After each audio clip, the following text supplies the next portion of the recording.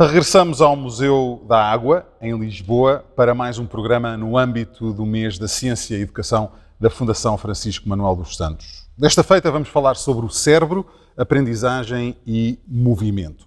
Algumas das nossas ações são inatas, portanto não tivemos de as aprender. Contudo, muitas, diria mesmo a maioria, são aprendidas através de um processo de tentativas.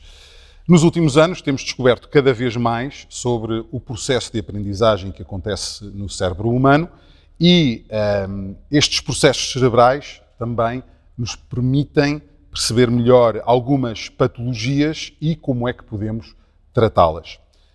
Estes são temas que vamos abordar com a ajuda do nosso convidado de hoje, que é Rui Costa, neurocientista, diretor do Columbia Zuckerman Institute e membro também da Academia Nacional de Medicina dos Estados Unidos. Rui, olá, é um prazer falar consigo. Está a falar connosco diretamente de Nova Iorque. Temos aqui temas fascinantes para abordar. Vamos começar com a aprendizagem de movimentos. Eu aqui vou pegar um bocadinho na experiência que tenho no âmbito do desporto e quero começar por lhe perguntar como é que os atletas conseguem desenvolver capacidades incríveis de movimento e decisões em movimento que os torna atletas de elite e atletas de sucesso. O que é que acontece no cérebro deles que às vezes poderá não acontecer nos nossos? Isso é uma pergunta fantástica, Afonso, e uma das perguntas que me leva a ser apaixonado por este tema. Eu sempre tive, portanto, um interesse muito grande em perceber como é que o cérebro aprende. E comecei originalmente como é que o cérebro aprende factos e eventos. Mas depois apercebi-me que cada um de nós, durante a nossa vida, adquire as habilidades quase da humanidade, não é? Em 25 anos, nós adquirimos toda a cultura e tudo o que aconteceu antes. E no desporto isso acontece. Portanto, no desporto há novos limites e cada geração adquire todas as competências da geração anterior e puxa, inova mais um pouco, não é? Vemos isso em coisas como, por exemplo, o salto em altura, comprimento, não é? É incrível. Quando a gente pensa que está aí o limite e a nova geração vem. Porquê? Porque têm de base tudo aquilo que os outros exploraram e desenvolveram. Portanto, falando nos atletas de elite, que é talvez, digamos, o extremo da demonstração porque que o movimento é tão importante. Nós todos admiramos e pagamos muito dinheiro para ver atletas fazer coisas fantásticas. Certo. E eu acho que fazemos isso não é porque achemos que eles conseguem ser mais fortes ou mais rápidos, é porque eles conseguem fazer algo diferente daquilo que conseguimos fazer. E nós percebemos que aquilo é cognitivamente difícil. E eu passo já a explicar, não é? E, portanto, há muitos estudos nisto, mas os atletas desenvolvem, tal como, imagino, um músico de jazz, não é? Todo o portfólio clássico. E depois, quando chegam a um nível extremo, começam a desenvolver e a fazer pequenas variações. E a ter essa capacidade de decisão, de planear, imagino, muitas coisas ao mesmo tempo, muitos movimentos, e decidir ao último milissegundo.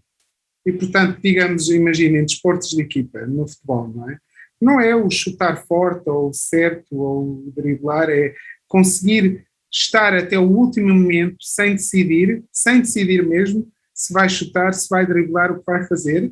O cérebro está a planear aquilo tudo ao mesmo tempo e consegue decidir, baseado no contexto do oponente, o que é que vou fazer agora.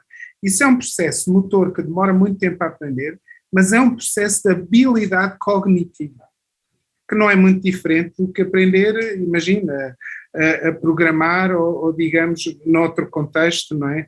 Problemas complexos de matemática ou de gramática ou a própria linguagem, que nós conseguimos manipular, demora muitos anos, mas conseguimos estar até o último momento a decidir que palavra é que eu vou dizer agora.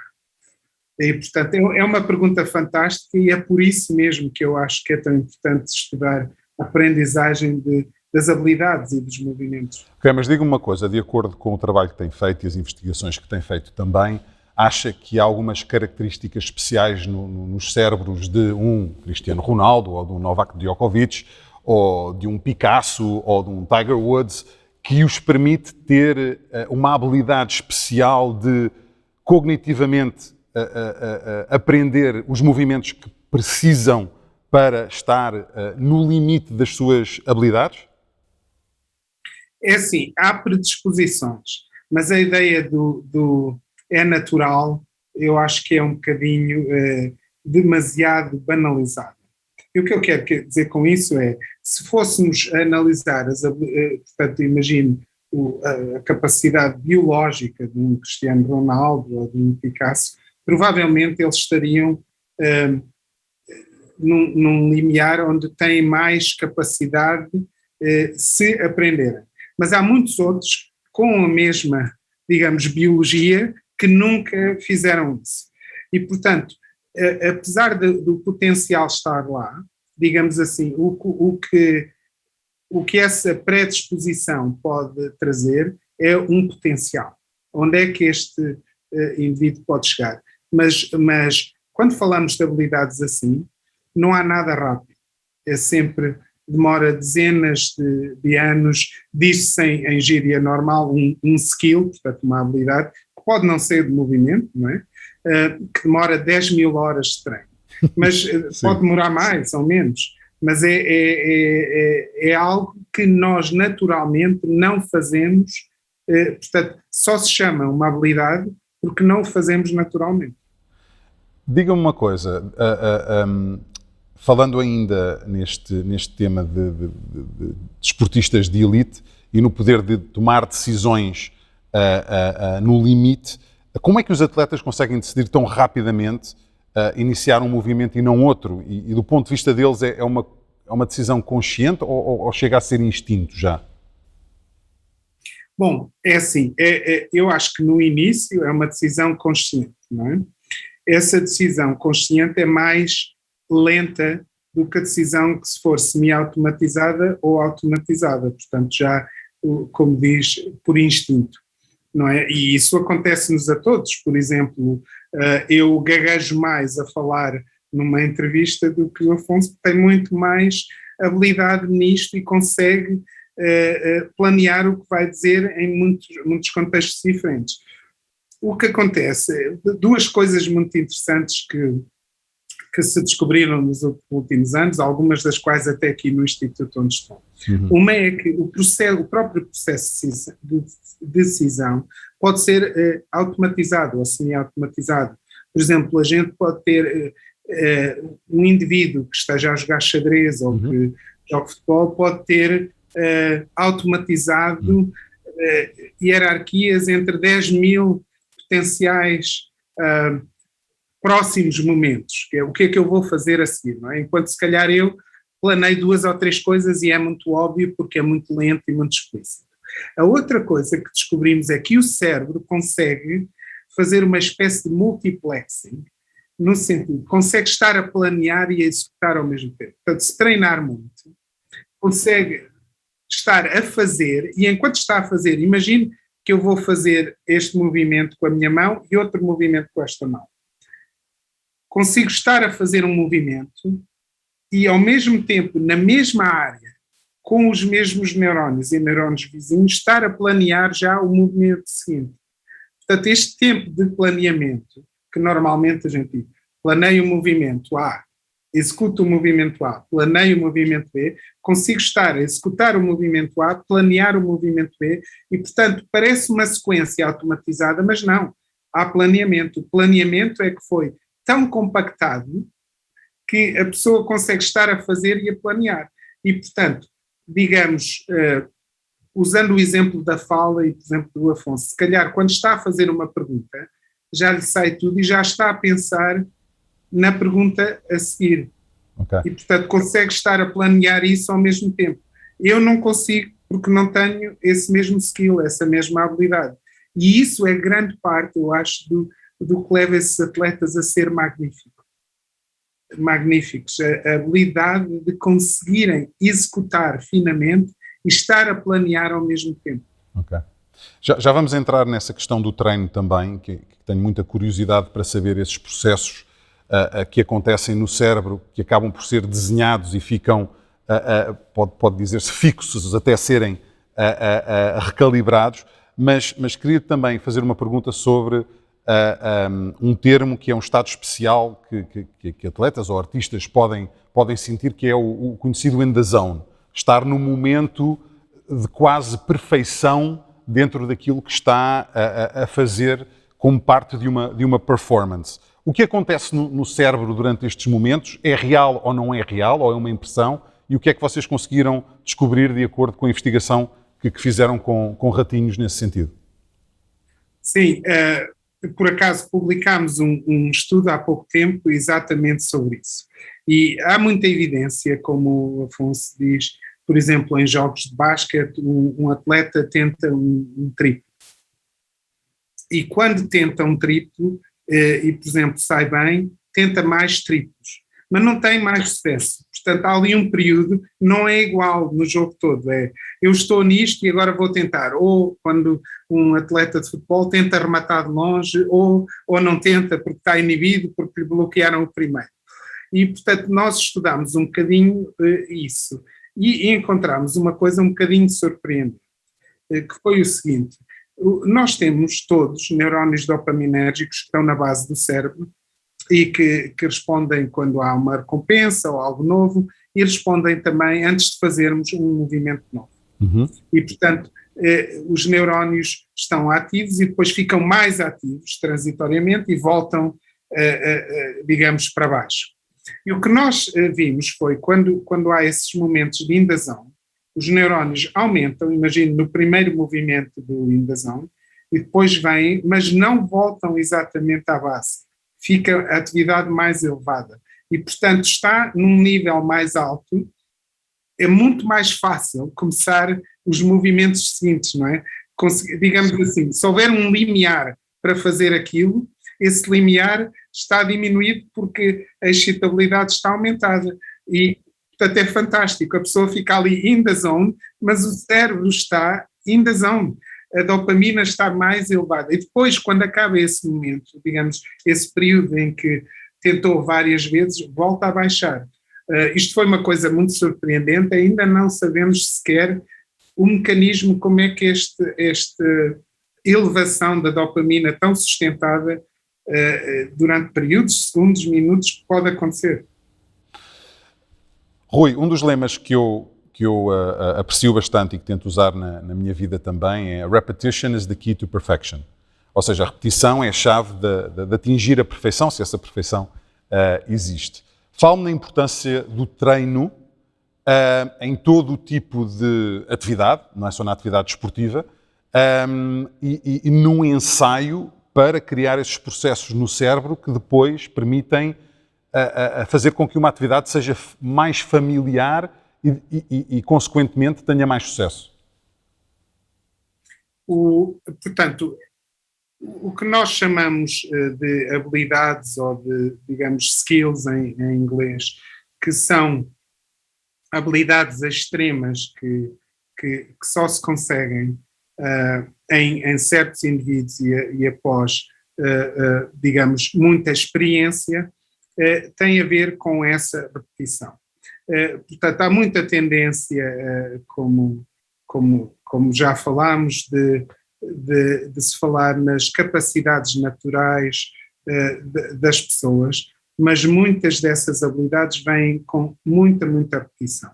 Mas essa repetição é interessante, o processo de repetição. Portanto, tem de haver esse treino, mas no início não pode ser logo a repetição, não pode começar logo a repetir algo que funcionou.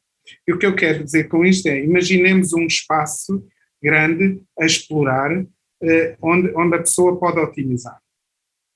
Se a pessoa não tenta, portanto, se não faz esses ensaios, essas tentativas, e explora muitas coisas diferentes, pode começar a repetir algo que não é ótimo, que é subótimo. E, portanto, nunca chega a essa excelência, porque o repetir só não é suficiente, é o repetir e treinar e refinar o ótimo, ou o que pelo menos a pessoa conseguiu explorar como sendo ótimo. E, portanto, digamos, há uma fase, e nota-se isso em atletas, nota-se isso noutras habilidades, é importante em treino e em educação e escolaridade haver uma fase grande de exploração. E depois essa fase de, quando se sabe qual é a especialidade e qual é a forma de fazer aquilo que é melhor para aquela pessoa, repetir. E repetir sempre. Depois aí também há exploração, que é interessante, mas é exploração mínima, é muito pequenina, que é para estar sempre a refinar e chegar àquela perfeição. E isto é fantástico e funciona. E eu acho que não entrou ainda na nossa educação comum. Ou seja, devíamos saber, se quisermos ser excelentes em algo, não é? Quer ser o melhor astronauta, eu queria ser um ator, queria ser como o Pedro, um apresentador ou alguém que faz entrevistas. É claro que tem de haver alguma aptidão natural, mas exige muito trabalho, muita dedicação. E acho que se não temos essas expectativas, muitas vezes as pessoas pensam que é fácil, não é? Não é fácil. Um músico que a gente vai ver, claro que tem habilidade, mas quantas horas praticou para ser o violinista número 3 digamos, da sinfonia na Gulbenkian, noutro sítio. Quer dizer, a pessoa passa horas e horas e foi a melhor pessoa de todas as que conheceu naquilo. Eu acho isto fantástico e na vida nós começamos com essa habilidade fantástica, como crianças e bebés, de explorar o mundo. E cada aprendizagem é, digamos, é lindo porque nos especializamos, mas é um fechar de portas também, não é? Também é triste. É o que eu também podia ter sido, não é? O Pedro podia ter sido outras coisas se tivesse ficado a mesma energia e a mesma quantidade de repetição, não é? E, portanto, a certa altura há uma especialização, chegar a um nível fantástico, mas há uma perda de, digamos, outras potencialidades. E eu acho muito bonito, porque o cérebro depois modifica-se nesse sentido. Se conseguíssemos ver o seu cérebro quando fala e o meu, haveria coisas muito diferentes. Costuma-se dizer, Rui, que quem sabe andar de bicicleta não esquece. Contudo, tem havido várias experiências um bocadinho a testar essa afirmação e há um vídeo no YouTube de um engenheiro norte-americano que troca a direção do guiador da bicicleta para quando se vira à direita a bicicleta vai para a esquerda e quando se vira à esquerda a bicicleta vai para a direita. E é incrível porque 99,9% das pessoas que tentam andar de bicicleta desta forma não conseguem, apesar de todos nós sabermos andar de bicicleta, o cérebro não consegue ajustar à dinâmica que é preciso para equilibrar a bicicleta de uma forma diferente. E acho que leva 8 meses a conseguir andar de bicicleta com este guiador trocado, enquanto o filho dele aprende em 2 semanas. Eu queria perguntar-lhe quão fácil ou difícil é para alterar certos padrões de movimentos que aprendemos anteriormente. Isso é uma pergunta fantástica e que tem as duas partes que nós já temos visto a conversar. Usando aí, portanto, a criança e o adulto, neste caso, falando da exploração, a criança explora muito mais coisas diferentes imediatamente na bicicleta do que o adulto que sabe como é. E, portanto, descobre mais rapidamente, intuitivamente, portanto, implicitamente. Todos sabem que a bicicleta está alterada. Mas não é isso, é o cérebro saber exatamente como é que aquilo funciona e perceber. E depois o outro aspecto é que um teve muito mais treino que o outro. E, portanto, ficou algo cristalizado que é difícil de mudar. Portanto, que é um hábito, um ultra hábito. E isso, quando fica, digamos, enraizado, é muito, muito, muito difícil de modificar. Podem-se aprender outros, mas modificar, digamos assim, é mais fácil aprender com as mesmas regras. Okay. Imagina outro aparelho tivesse essas regras, mas não lembrasse uma bicicleta, do que a bicicleta, porque quando a pessoa que já aprendeu fica na bicicleta, sente a bicicleta, tudo o que é ativado no cérebro é aquela memória antiga que está cristalizada. Isto acontece connosco. Há aquela tendência a dizer que burro velho não aprende línguas. Mas em termos de línguas, nós aprendemos, temos a capacidade de aprender novas línguas. O que nós não conseguimos é o sotaque, é a parte motora. Portanto, eu costumo dizer, burro velho aprende línguas, mas com sotaque. Porque é muito difícil modificar quando a pessoa aprende. E isto é um movimento fantástico, não é? Da laringe e da boca para produzir certos sons. É muito difícil produzir outros, não é? Porque cada vez que a pessoa tenta, sai aquele padrão exato e muito repetitivo. E isso é fantástico, digamos assim. Na maioria das situações é fantástico, porque o cérebro aprendeu, quando vejo isto, ou estou nesta situação, faço isto e sai perfeito. O que é difícil? O que é difícil é quando o contexto muda e a pessoa precisa, na mesma situação, fazer algo completamente diferente. O caso da bicicleta é muito interessante, mas isto acontece na vida real, não é? A pessoa sai de casa para o trabalho e se conduz, não é? Usa sempre a mesma via e um dia tem de ir à lavandaria ou ao supermercado e dá conta e está em casa. E porque já me aconteceu várias vezes, certo? De repente piloto aquilo automático, ativa, não é? Está, Sim. Porque está muito há um hábito, há uma cadeia, uma sequência de eventos dentro do cérebro que um leva ao outro e portanto fica um hábito que normalmente é fantástico, mas às vezes temos de ter essa flexibilidade para mudar. E portanto é importante, quer nos atletas, quer na nossa própria educação em geral, nas escolas, criar ao mesmo tempo hábito e flexibilidade.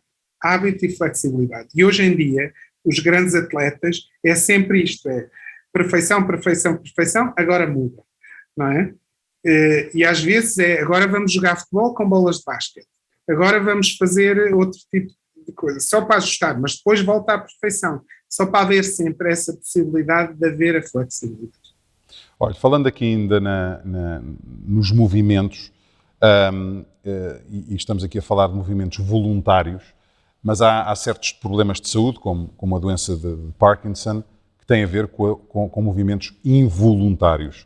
Por que é que as pessoas não conseguem controlar os seus movimentos e o que é que o estudo da aprendizagem do movimento poderá ajudar a desenvolver tratamentos neste sentido? Nós, portanto, através dos nossos estudos e de muitos outros grupos, nós percebemos como é que aprendemos a fazer uma coisa que queremos e não fazer outras. Certo. E os circuitos que regulam isso, portanto, estão no córtex, aqui na parte de cima do cérebro, mas estão muito nos chamados gânglios da base, onde a dopamina atua. Uhum. E as doenças dos gânglios da base, uma, como mencionou, é o Parkinson, onde perdemos a dopamina e não conseguimos fazer algo que queremos. E, portanto, nós descobrimos que a dopamina, imagino, normalmente é ativada antes de iniciarmos um movimento voluntário e agora as células que produzem a dopamina morreram, a pessoa quer movimentar, pode até planear normalmente, mas não consegue fazer. Mas há doenças do oposto, por exemplo, em obsessão ou em Tourette, em que agora, portanto, a pessoa aprende a fazer certas coisas e a inibir outras. E os mesmos circuitos, portanto, outras células, estão ativamente a inibir aquilo que não devíamos fazer naquele contexto. Mas nessas doenças não conseguimos inibir. E, portanto, sai o que não devia sair. Na doença de Tourette são aqueles movimentos, certo, os tiques, mas também as palavras palavrões, expressões. Na compulsão, a pessoa sabe que não devia fazer aquilo, não quer, às vezes até tem sofrimento, mas não consegue não verificar outra vez se a porta está fechada ou lavar outras vezes as mãos. E, portanto, estes circuitos, a nossa habilidade de poder aprender o que devemos fazer em certos contextos e planear e o que não fazer noutros contextos, quando quando estes circuitos ficam alterados, perdemos essas capacidades. E como são tão fundamentais causam sintomas que são visíveis para toda a gente, portanto, e que causam muitos problemas à própria pessoa, porque é fundamental querer fazer o que eu quero, quando quero, e não fazer o que eu não quero quando não quero, não é? Claro. Isso está muito ligado ao nosso conceito, não é que tenhamos ou não tenhamos livre-arbítrio, não vamos por aí, mas temos todos um sentimento de que temos livre-arbítrio. E essas doenças tiram-nos isso. De repente a pessoa vê um filme em que lhe dizem tu não tens livre-arbítrio, porque tu estás a pensar em fazer e não consegues, ou não queres fazer e isto sai-te. O que é muito frustrante. Claro que sim. Obviamente que existe muita investigação feita a nível do ser humano, mas vocês fazem também muita investigação com ratinhos e de acordo com os processos que observam cerebrais. Uma pessoa que não possa perceber muito deste tipo de investigação, o que é que se pode de facto aprender com os ratinhos e com as imagens que veem e com os processos que veem dos seus cérebros? A grande diferença é assim, que eu espero que daqui a alguns anos, portanto, se possa chegar a ter este nível de tecnologia em humanos, não é? Mas hoje em dia, se estivéssemos a fazer estes estudos que falámos, conseguíamos fazer imagens já com grande resolução do cérebro e ver que área é que está ativa ou não está ativa. Mas dentro dessa área há muitos tipos diferentes de neurónios, não é? Que têm funções e que têm, digamos, quimicamente são células diferentes. Digamos assim, responderiam diferentemente a diferentes fármacos, se estivéssemos a tentar fazer uma intervenção. E isso hoje em dia no humano não conseguimos fazer. E no ratinho conseguimos geneticamente dizer esta célula é deste tipo e não daquele tipo. E portanto, digamos, a ir para essa granularidade, utilizamos modelos animais, também a mosca do vinagre, e conseguimos perceber, nesta região, são estes tipos de células, mas não os outros que estão misturados no meio, não é? Imagina, células que seriam sal e pimenta, todos misturados. E a pessoa consegue ver que é ali, mas não consegue ver onde é que estão os grãozinhos de sal e de pimenta.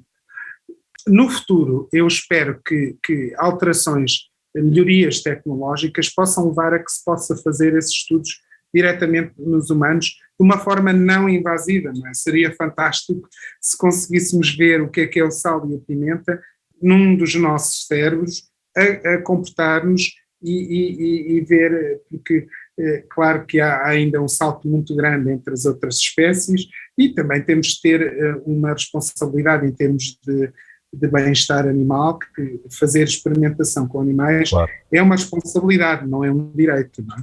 Claro. E o que é que têm aprendido com as investigações que têm feito relativamente à exploração espacial? Porque, por exemplo, quando estamos num ambiente novo, ou quando estamos a explorar um novo país, ou uma nova cidade, ou seja onde for, muitas vezes temos sempre a tendência de ir parar a sítios que nos fazem lembrar a locais que conhecemos ou nos quais sentimos familiarizados. Pode-nos explicar um bocadinho o trabalho que tem feito neste sentido para tentar perceber este tipo de comportamento que temos, que parece ser às vezes por instinto? Sim, eu acho fascinante. Eu vou tentar dizer aqui uma coisa primeiro, assim, okay. A alto nível. Falámos aqui da exploração de movimentos e depois, de repente, começamos a familiarizar-nos com algumas coisas, repetimos, vamos, e a partir daí construímos o nosso repertório. E utilizando uma analogia em termos de processo, eu acho que o conhecimento que adquirimos noutras áreas não é tão diferente. E, portanto, o exemplo que deu, chegamos a uma nova cidade, um novo espaço e não conhecemos nada. Começamos a explorar e, de repente, conhecemos um sítio. Sempre que passamos a explorar esse novo sítio, passou a ser familiar. E o que nós vemos é que portanto, nesta exploração nova, há um reconhecimento dessa novidade E depois o primeiro sítio onde se para, imagino naquela cidade, passa a ser familiar. E tudo o resto se constrói depois a partir desse sítio familiar. Imagino, eu agora estou em Nova Iorque, imagino que eu saio do avião, vou para Manhattan, começo a andar e paro num café, porque me apetece um café. E vejo ao lado e sinto-me ali, portanto começo a sentir-me familiar, menos ansiedade, porque a novidade causa ao mesmo tempo a excitação, mas é o desconhecido, não é? E depois, a tendência que temos e que têm todos os animais é começar a explorar e aquilo começa quase a ficar como uma casa familiar, é um sítio familiar.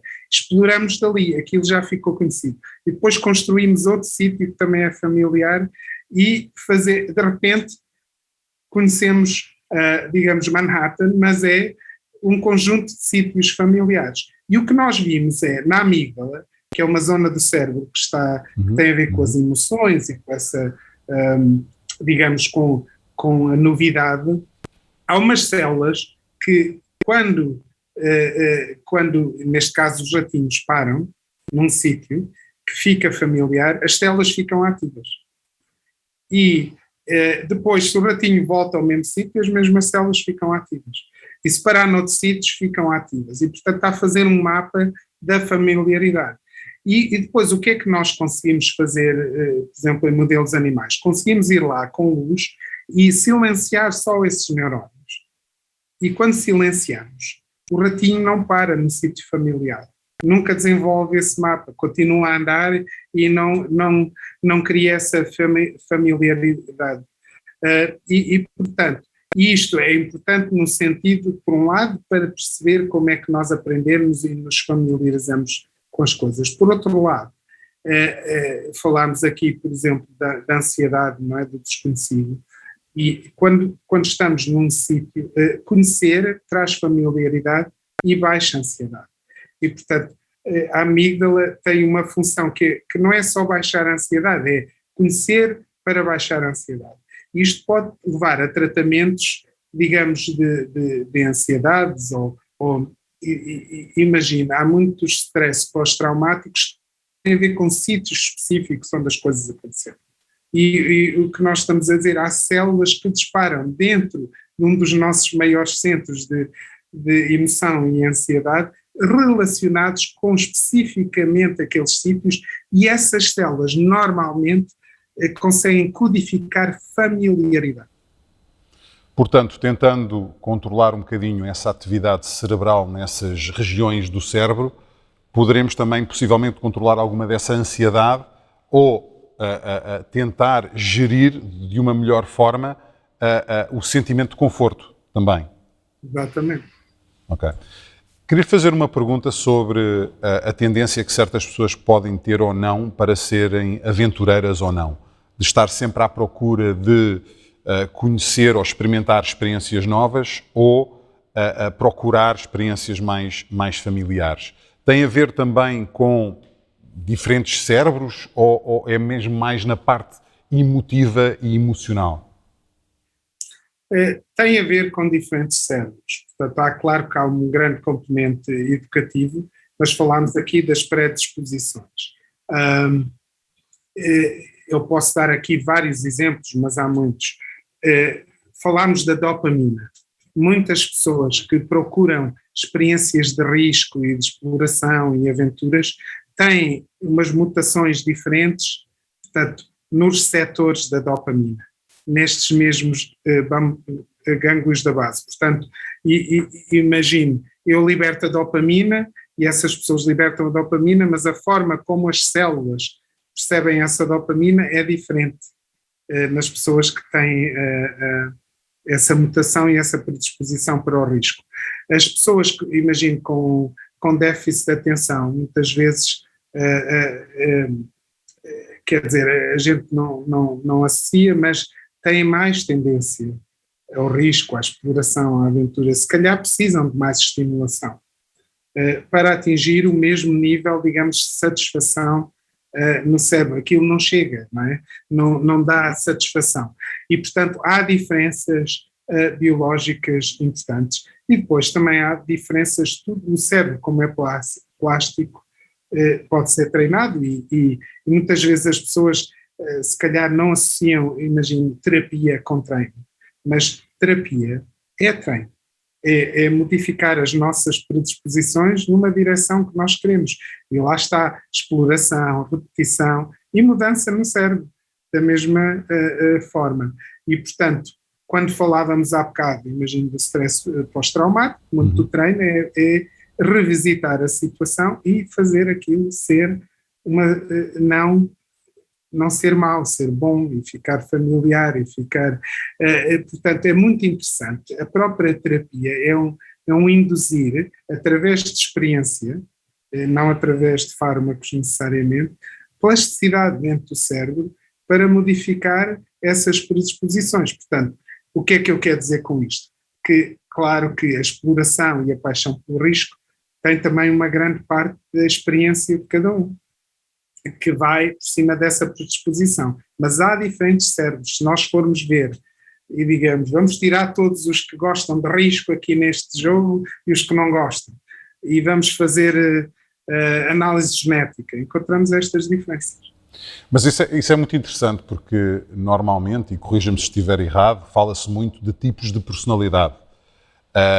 E depois tentamos sempre, dentro das nossas vidas, explicar o comportamento humano de acordo com, seja experiências que a pessoa pode ou não ter, um tipo de personalidade, o ADN de acordo com o comportamento de família, mas o que eu nunca ouvi ninguém dizer é este sujeito ou esta sujeita tem este comportamento porque tem um cérebro tipo A ou tipo B ou tipo C. Quer dizer, é uma coisa muito interessante e não sei se já é um tema cotidiano de conversa ou se ainda está num ponto muito científico da observação e investigação. É muito tabu, não é? É muito tabu. Mas eu tento sempre falar nisto porque a partir do momento, imagina, em que eu consegui perceber isto biologicamente, digamos, a saúde mental passa a ter outro significado. Exato. A pessoa não tem intenção de fazer aquilo, não quer fazer aquilo, sofre. Mas é que se eu tiver uma lesão no joelho, porque os meus ligamentos são mais fracos, o Pedro não vai dizer assim, Rui, que joelhos tão fracos que tu tens, pá, que és um tipo tão fraco de joelhos, eu não quero andar contigo. Não é? Mas se eu tiver menos dopamina e tiver uma tendência para ficar mais apático e precisar de mais estimulação e tiver tendência para ficar deprimido, toda a gente diz, olha que personalidade tão fraca, temos de acabar com isso, não é? Portanto, estamos aqui a falar que como um treino e repetição podemos ter a possibilidade de fazer, estamos a falar de predisposições. Portanto, temos de perceber que há diferentes predisposições, como falámos dos atletas, mas que toda a gente, mais ou menos, não é? Claro que há situações extremas. Certo. Eu não por razões óbvias, não conseguiria ser o Cristiano Ronaldo, mas gostaria de pensar que teria tido o potencial de ser, não é? E, portanto, eu acho que devemos discutir isto mesmo abertamente, Pedro. Há diferenças biológicas, essas diferenças biológicas significam que essas pessoas percebem os mesmos contextos e estímulos de uma forma diferente, substancialmente diferente, não porque queiram, mas porque é assim que o cérebro as interpreta, e muitas vezes sofrem com isso, e nós temos a obrigação de conhecer e de mudar. Eu sou um otimista, não é? O nosso cérebro tem capacidades que nós ainda nem exploramos. Certo. E aqui numa fase de conclusão da nossa conversa, queria também saber qual era a sua opinião relativamente ao facto de, no futuro, examinarem-se os cérebros das pessoas individualmente como parte de uma análise médica e a partir de que idade ou quando é que esses cérebros deverão ser examinados. Portanto, não sei, a nível do desenvolvimento, a partir de que idade mais ou menos, e imagino eu que varia de acordo com as pessoas, mas é que se pode começar a encontrar essas predisposições. Isto é uma situação muito complexa, não é? Porque, num certo extremo, pode ser maquiavélico. A pessoa perceber, imagine, pela genética, quais é que são as doenças a que eu estou predisposto e, portanto, eu não consigo ter um seguro de saúde, ou já não vou ter certos empregos, ou vou ser tratado de uma forma diferente. E, portanto, eu acho que toda a análise genética há situações em que há alguém que não o próprio tem de tomar a decisão, situações em que a pessoa não consegue porque está muito doente, ou nas situações que falou, em crianças, não é? Mas tem de ser feito com muito cuidado. A minha opinião, e a opinião pode evoluir, já falámos aqui da plasticidade, neste momento, sendo assim conservador, eu acho que tem de ser uma decisão muito pessoal, da pessoa querer saber. E tem de ser uma decisão muito pessoal da pessoa querer partilhar com outros ou não. Pode partilhar anonimamente, como por exemplo eu faço, todos os meus dados genéticos são partilhados com um programa grande e metabólicos e doenças que existe, que é o All of Us nos Estados Unidos, onde não sabem que indivíduo eu sou, mas sabem que aquelas características andam juntas, mas não conseguem descodificar quem eu sou porque há um processo de descodificação. Mas veja, isto é complexo. Em certas predisposições que estamos a falar, a pessoa pode fazer algo. Mas, por exemplo, na doença de Huntington, se tiver certas mutações, quase certeza vai ter a doença de Huntington. E neste momento, infelizmente, eu tenho vários amigos, não há nada a fazer. Há algumas coisas para retardar. E, portanto, a pessoa tem de saber muito bem, quero ou não saber isso. Quero ou não saber que à idade de 39 anos vou começar a ter uns sintomas horríveis e provavelmente morrer de uma doença. E isto eu acho que temos de tomar a sério. Eu sou todo em prol do conhecimento, mas acho que tem de haver sempre uma discussão ética a nível de toda a sociedade. O esforço que eu faço, muitas vezes, e às vezes não faço bem, mas porquê é que queremos que toda a gente perceba o que nós fazemos no laboratório? Porque o conhecimento é de toda a gente, o impacto é de toda a gente. E a decisão do que fazemos com esse conhecimento é da sociedade. A sociedade pagou direto ou indiretamente por esta investigação e tem o direito de saber os resultados e tem o direito de decidir o que quer fazer com esse conhecimento. E, portanto, eu acho que pode ser fantástico para prever doenças, para poder ajudar, mas também podia ser, num certo extremo maquiavélico, e destruir toda a noção que temos do que é ser um humano com o sentimento de livre-arbítrio, não é?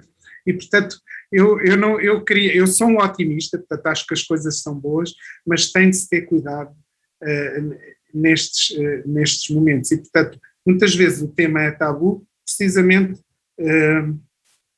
por isso, não é? Se nós soubéssemos quais são as crianças com grande predisposição para a matemática ou com grande dificuldade, teríamos uma tendência a criar super matemáticos com aqueles e desistir dos outros? Qual é o nosso objetivo com a educação? É dar a todos uma experiência e um potencial normal, irrespectivamente das predisposições, ou criar só supers em tudo, não é? E, portanto, o conceito da educação geral é muito interessante às vezes falar nisto.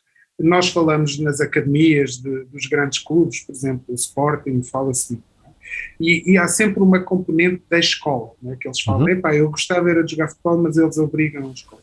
Porque não é justo obrigar alguém pré-dotado a seguir um caminho. Eles podem querer ser médicos depois de ter uma carreira de futebolista, ou ter uma educação geral que permita à pessoa ter estas opções. E, portanto, é claro que existem estas predisposições, mas o nosso cérebro é tão plástico que, digamos, vamos tirar a humanidade. Todos sabem usar um ratinho de computador, não é? Digamos, 99,9% da humanidade sabe. Isso não existia há 20 anos. Certo. Portanto, todos os nossos cérebros têm a capacidade de qualquer gadget, digamos, instrumento que nós introduçamos, de rapidamente adquirir isso. Portanto, a capacidade do cérebro de se adaptar e de ser plástico também é fantástica e não nos podemos esquecer dessa parte. Olha, Rui, foi um grande prazer falar consigo e discutir este tema que eu acho extremamente interessante, porque, como disse, ainda não conhecemos uma percentagem relevante de tudo aquilo que o cérebro faz e tem potencial para fazer no futuro. Nos próximos anos, e como disse, a tecnologia também poderá ajudar-nos a chegar a uma experimentação mais avançada do cérebro humano e talvez não a dependermos tanto de ratinhos ou de exploração com animais. Desejo-lhe boa sorte nas investigações que vai continuar a fazer.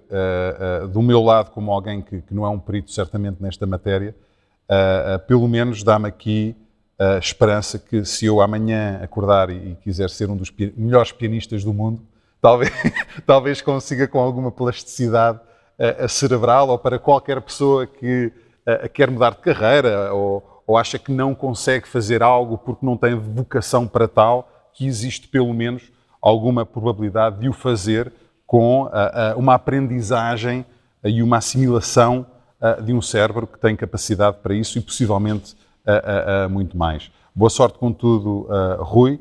Do nosso lado, neste programa ficamos por aqui também, com mais uma conversa fascinante sobre o cérebro, um órgão que ainda tem muito para dar no presente e no futuro. Até breve.